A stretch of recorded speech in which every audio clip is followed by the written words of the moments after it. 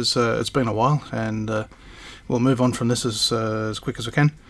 So, if you all remember, I paid 300 odd bucks for this car, and cleaned it, gave it a wash, and then we took it down to Wakefield Park to have a bit of a thrash around at a track day. And track days are a lot of fun. There's very little requirement on the car and on the driver. You pay your license on the day and you go out and have it thrash. There's a big variety of cars that turn up, a mix of race cars, road cars, specials, whatever. So something that's unregistered, uninsured, uninspected, you can still take it out and have a really good day with it without any great pressure or stress. And it's quite cheap. So as far as cars in general go, the Corolla is pretty pathetic. Single overhead, well, not even single overhead cam, it's push-rod engine, 4 AC, single carburetor, very basic car from the late 80s, and I got put in with this group. Of course, what could go wrong?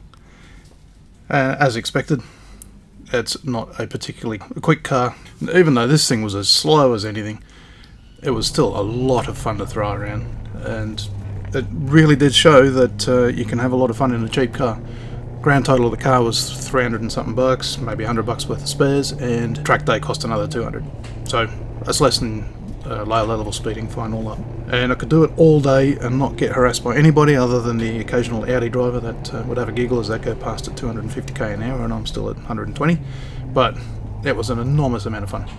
After slapping on a set of second-hand semi-slick tyres, thanks Michael, I managed to knock off a whopping 5 seconds off the lap times. So from a minute 30 down to a minute 25. Having proved that it's slow and a whole big bag of misery, decided the next thing to put it on was a skid pan. The intention of a skid pan is to give people the opportunity to throw their cars around and learn car control in very slippery situations. And it takes a bit of getting used to, and it's something that you need to repeat often enough for it to become intuitive. So when you do suddenly lose control in whatever situation, for one thing you don't panic, and for another you can have the confidence to pull the car back into line. And then this happened. Pull back into the car park and a couple of ugga-duggas on the rattle gun, and that straightened that up. So on a skid pan you can get away with a lot as long as you've got a good handbrake. And we started the day with a reasonable handbrake, and it was a lot of fun, even though front wheel drive is not ideal on skid pans. But for the most part it was not as much fun as I was hoping, even on the really slippery conditions of the skid pan. It just understeered.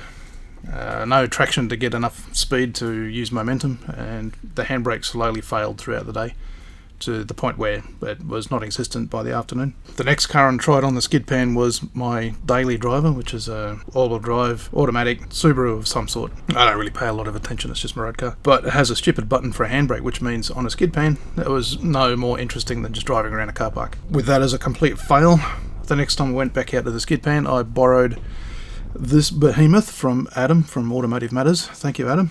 And it's a E430 Mercedes-Benz, about 2000 era, and it has a really nice sports exhaust with a really nice exhaust note, but inside the car it was eerily quiet. You just didn't hear any of it. Even though this had a stupid American style foot park brake, which didn't work, it was a lot of fun to throw around the skid pan, and you can really control the car with the throttle. It took a few goes to get used to it, but once used to how the car handled and when to start turning in and getting on and off the power, it was really easy to control, and it was the right car for a skid pan, no problem. That was a lot of fun. And as to the Corolla, what happened to it?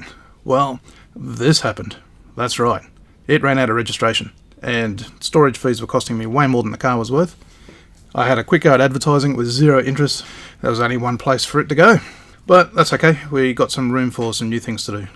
And they were delighted to take care of this car for me, and it's a shame to upset a few people letting it go like this, but there you go. This is what happens to old stuff that's really got no value.